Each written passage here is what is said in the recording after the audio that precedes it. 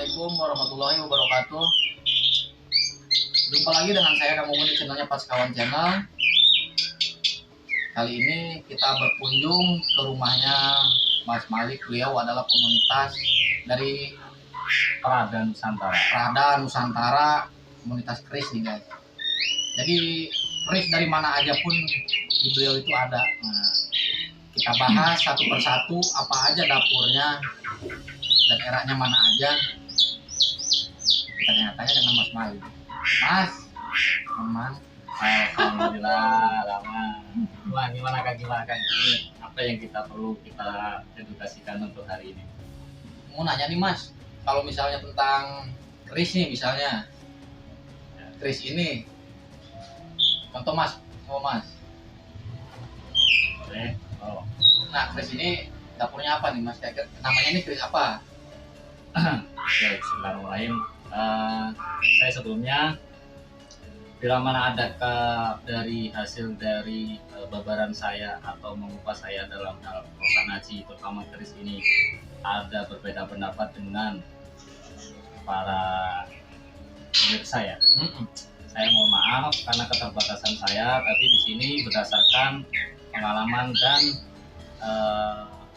ilmu tosan haji yang sudah saya dapat dari pengalaman yang membedakan dia itu ada licikan di sini tuh seperti ada gerigi-gerigi gitu kan. Gerigi ya itu ya? Nah, gerigi. Kalau brojol dia lurus, nggak ada seperti ini. Nah, dapur ini sederhana tapi cukup sulit untuk yang mendapatkan yang otentik, yang sepuh seperti yang ini lumayan sulit juga. Jadi kalau untuk secara pamor kebetulan ini bilahnya masih kotor, jadi masih dari lokasian. Kalau pamor ini singkir Pamornya ya? Pamornya singkir. Nah, pamor singkir sendiri punya filosofi untuk menyingkirkan mara bahaya. Jadi, tapi setidaknya dari sebuah filosofi ini kita membangun jiwa kita untuk menghindari hal-hal yang sifatnya itu berbahaya untuk kita dan keluarga, atau memantiknya untuk menjauhkan dari apa yang misalkan kita menciptakan dendam, kebencian, kan akhirnya kan kita membangun sebuah bahaya-bahaya untuk diri kita sendiri. Jadi dengan memegang keris ini sebenarnya kita mencoba untuk memasukkan ke dalam jiwa bahwasanya pemegangnya itu setidaknya menjadi orang bertingkah laku yang baik, ucap yang baik, supaya apa menghindari dari menyingkirkan dari mara bahaya. Iya. Eranya era mana Mas? Kalau untuk era estimasi saya ini Mojo akhir awal Mataram. Mataram ya. Ya, looknya lumayan ekstrim. Dari dalam dunia tosan haji look apa itu?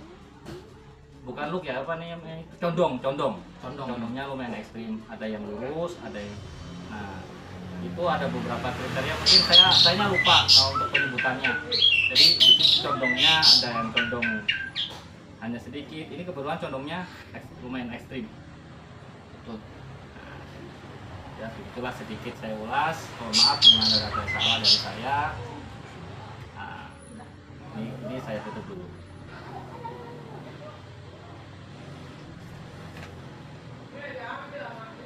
Selanjutnya mungkin dapur-dapur. Nah, ini dapur apa nih Mas? Kalau ini namanya dapur jalak dinding. Jalak dinding brojol? Bukan, jalak. Bukan. Jalak. Ciri utamanya biasanya dalam dunia tosan haji itu ada geligir sapi. Geligir sapi itu semacam kayak tonjolan. Tonjolan di tengah bilah dari mulai ujung pangkal, disebutnya itu di atas konjo sampai dengan panitis atas. Bolak-balik sama. Apa bedanya dengan pasopati Mas? Itu bisa sama brojol juga kan ya? Kalau pasopati bedanya dia gandiknya berbeda kan. Oh, beda gandiknya. Kalau ini polos gandiknya kan, ada pijetan. Ini namanya dapur jalak dinding. Jalak pun ada dibagi beberapa macam jenis keris jalak. Nanti saya ada. Ini yang saya pegang jalaknya jenisnya jalak dinding. Untuk pamornya kebetulan pamornya keleng. Oh iya, hitam. Pamor keleng sendiri untuk yang bagi pecinta Tausanaji yang suka dengan hal yang sifatnya esoteri, pamor ini pamor yang paling dicari. Oh itu teh. Karena sifatnya misteri. Jadi Empu dulu itu sengaja membuat abstrak. Jadi menyimpan sebuah pamor itu karena di dalam sebuah warna tampilan yang hitam. Sebenarnya ya, kalau itu sendiri ya pamor. Pamor itu kalau itu. Pamor. Cuman memang sama empunya sengaja disembunyikan. Memang tampilannya enggak, secara tampilan aksesorisnya itu ya biasa, keleng gini. Cuman kalau bagi pecinta esoteri, ini banyak diburu. Oh diburu itu sama kolektor ya? Karena itu tadi penuh dengan misteri.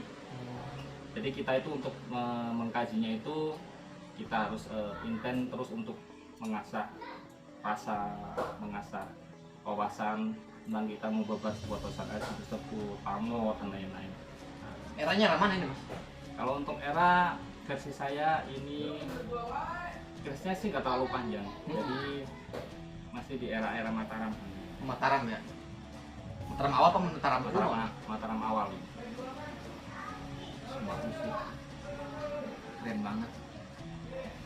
Nah ini kawan-kawan, namanya keris apa tadi mas? Keris jalak dinding. Keris jalak dinding. Kalau menurut saya mah kayak brojol ya, karena saya mah taunya brojol doang nih guys. Brojol jalak dinding ini suatu permohonan kepada sang kuasa ini. Nah, kalau untuk Mantap. jalak sendiri itu punya filosofi seperti burung. Oh seperti burung. Jadi biasanya dipakai atau digunakan diagem oleh orang yang lagi dalam masa-masa untuk aktif dalam, misalkan dalam bekerja, aktif dalam kita itu dalam kehidupan tuh aktif seperti burung. Seperti burung, jadi filosofinya ini kayak burung nih, guys. Mantap nih. Bikin memotivasi, Motivasi dan semangat katanya guys. semangat. Mantap. Dilanjut mas. Ini mas. Ini tolong dimasukin. Nah, udah pokoknya saya mas. Tanya terus mas.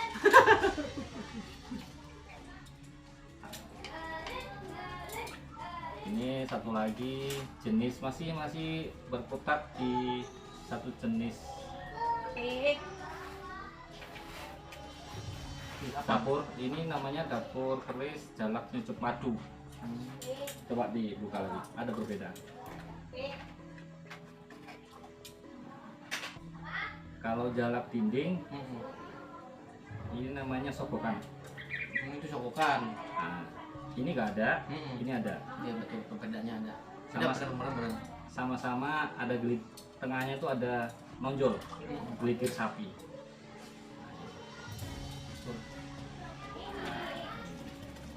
Kalau untuk filosofi jalan madu itu, jadi kita berkarya dan menghasilkan sesuatu yang bermanfaat. Madu itu sendiri kan sesuatu yang menyenangkan, bermanfaat. Nah, jadi dalam kita berkarya itu kita dimotivasi dengan memegang keris ini supaya untuk kita berkarya yang baik, supaya madu yang kita dihasilkan dari hasil karya kita bisa dinikmati oleh orang lain, bisa bermanfaat bagi orang lain. Mungkin kurang lebih seperti itu filosofinya. Nah ini seru saya kawan-kawan, ini sangat menarik menurut saya. Kita kupas lebih dalam lagi nih dengan Mas Malik ini. Pokoknya seru nih. Dilanjut mas. Untuk keris era Pajajaran tersendiri, yang mana nih mas? Keris Pulau Rem. Ini masih ada keris jalak lagi. Oh, Banyak. ada, masih ada. Ada.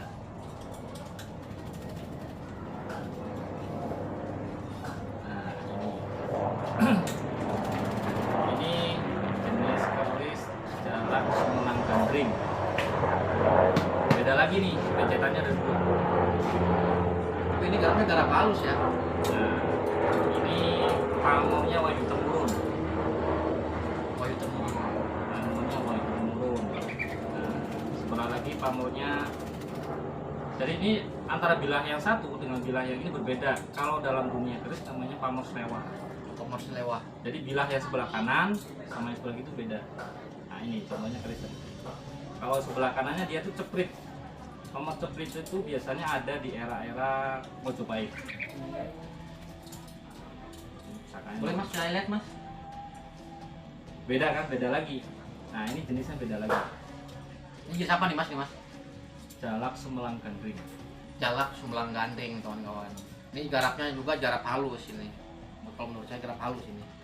Pokoknya lebih keren lah untuk pegangan ini malah mantep gitu. Kalau untuk ininya Mas, eranya era mana nih Mas? Kalau ini eranya masih ada kemucu-mucuan, tapi sudah masuk ke era Majapahit akhir. Majapahit akhir. Ya, Sumbalang Gandring. Bukan Pugandring bukan? Bukan. Oh bukan. Jadi gini, Sumbalang Gandring ini, Sumbalang itu artinya gandring itu gandrung itu cinta. Oh gandrung itu cinta, itu bahasa Jawanya itu. Nah, cuman dalam bahasa Nyato Sanadi, Sumbalang Gandring. Sumbalang itu was-was untuk cinta. Wih, cakep juga kawan-kawan filosofinya ya.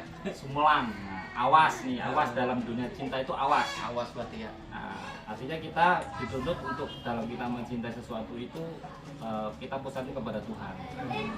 Sadarannya terakhir adalah Tuhan. Seperti itu. Makanya filosofinya ini kalau kita bisa mengkajinya lebih dalam, ini luar biasa, bisa membangun spiritual yang tinggi. Sumbalang Gandring. Nah kawan-kawan, ternyata keris brojol pun bukan brojol, namanya tuh bukan brojol ternyata ya kawan-kawan, banyak jenisnya nih dan punya pun berbeda-beda. Nah selanjutnya berhubung si Mas masih banyak nih, kita lanjut lagi Mas. Ini semakin seru nih kawan-kawan, tetap ikuti nih, pantengin terus yang kalian yang suka budaya nih, yang suka budaya keris atau pusaka-pusaka. Kita ngobrol-ngobrol nih secara gamblang dengan Mas Malik ini. Pokoknya keren nih, keren. Wih, Ini keris era, insya Allah era Pajajaran. namanya keris apa nih Mas? Keris ini masuknya dapur Sabuk Inten, Luk 11. Bukan agak siluman bukan? Bukan. Luk 11. Hitungnya gini aja, Kang. 1, 2, 3, 4, 5, 6, 7, 8, 9, 10, 11. Pajajaran awal, pajajaran akhir tuh Mas? Kalau keris saya ini awal. Awal ya. Lalu berarti. Pamornya ini luar biasa, cantik pamornya. Gerap halus ini, gerap halus kalau menurut saya, gerapnya gerap halus. Tapi lebih indah.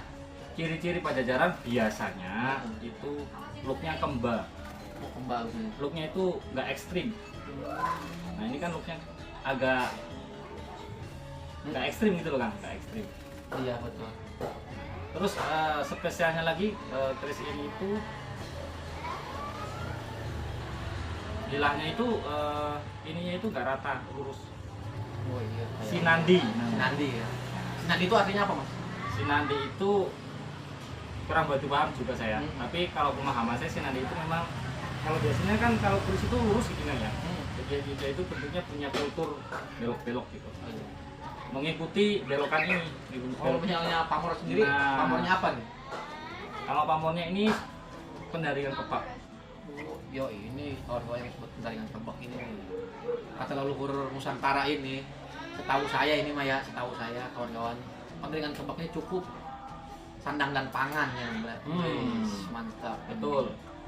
Jadi keris ini punya filosofi pendaringan kepak untuk yang memotivasi bagi yang memegangnya, mengagumnya itu supaya bisa lebih giat untuk bekerja, berusaha, supaya pendaringannya itu kepak terus.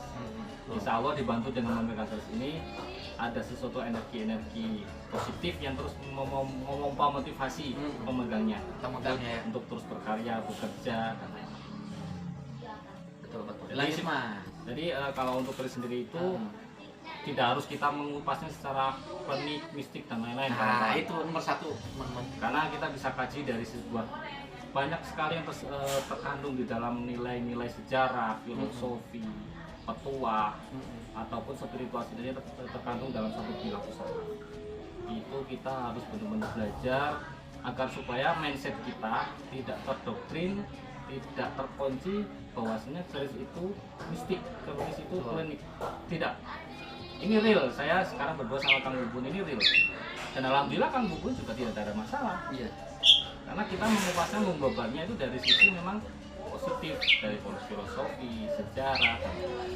Betul. Dengan kita mempelajari sebuah keris, kita akan semakin cinta akan Nusantara ini. Bahwasanya Nusantara ini punya leluhur yang luar biasa.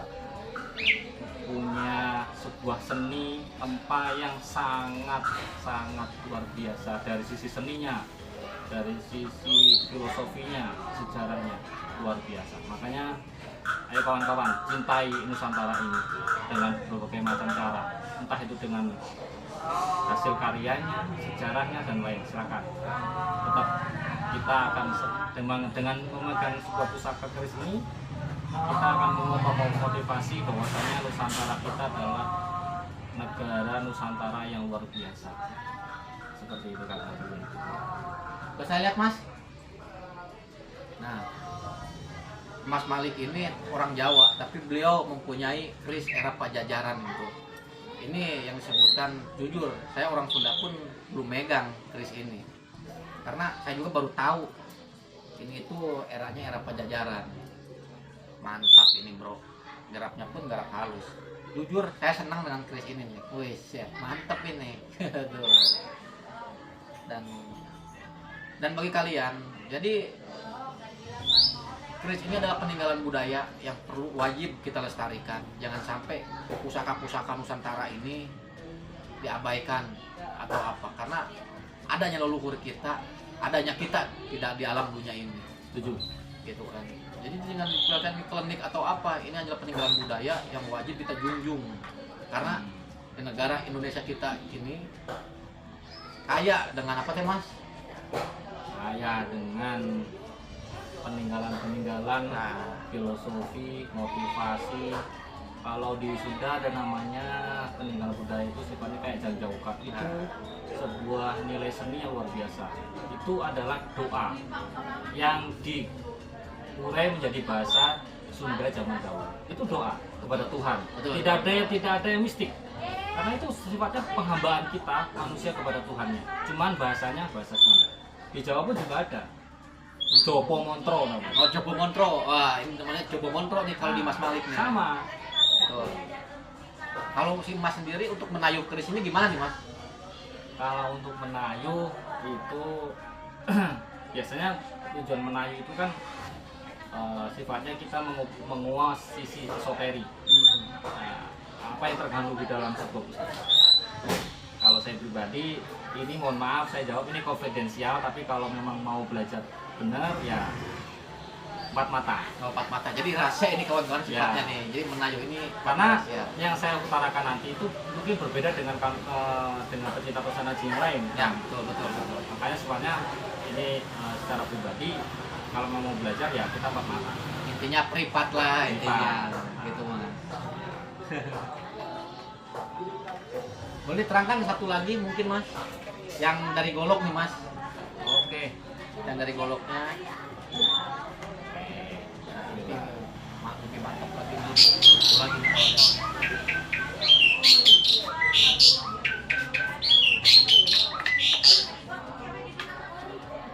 Ini mungkin dalam dunia kosanaji udah orang udah paham kan. Namanya sudut maru. Oh iya. Pedang asli Nusantara, salah satunya karyanya namanya sudut maru. Ada juga banyak yang lain ya, pedang Larbangau, pedang yang lain itu ada. Cuman salah satunya yang paling banyak orang kenal itu namanya pedang sudut maru. Perbedaannya apa nih Mas antara Larbangau dengan sudut maru? Kalau Larbangau dia lebih agak ekstrim, terus ada semacam kayak Cagak tuh kalau Ya. di Jawa ya gitu. Pamor apa nih Mas? pendaringan kebak. Oh, sama. Sorry, ini bukan wengkon. Oh, bukan ya. Ini wengkon tapi ada isinya. Filosofinya ini perlindungan. Kekuatan dan perlindungan. Ya, pas sesuai karena memang pedang kan. Yang perlindungan. Ini eranya insya Allah era Mataram. Mataram Bray. Ini era Mataram nih kawan-kawan. Ini lebih mantap lagi nih, lebih akar lagi nih. Mantap. Insya Allah ini otentik, sederhana banget Sederhana aslinya. ya. Nggak berubah dari aslinya. Pokoknya udah Mas keren lah. Ya, Mungkin boleh kan? mau nggak Mas? Aduh, merinding Mas, merinding. mungkin kawan-kawan cukup dulu bincang-bincang kita hari ini dengan Mas Malik, dan terima kasih juga Mas Malik telah Sama-sama. Sharing, kita sharing edukasi. untuk melakukan waktunya bertemu dengan saya untuk edukasi. kasih dengan kawan-kawan semua, dan semoga tayangan ini bisa bermanfaat bagi kalian dan kawan-kawan pecinta Tosan Aji dimanapun anda berada. Terus semangat cintai Nusantara melalui karya-karyanya. Mantap. Nah, jangan lupa tongilap di channelnya Packawan Channel bagi kalian suka sejarah, seni dan budaya atau kuliner. Jangan terus pantengin terus di channel Packawan Channel. Assalamualaikum warahmatullahi wabarakatuh. Sampurasun, rahayu, rahayu, rahayu, bag Jawaluya dan merdeka.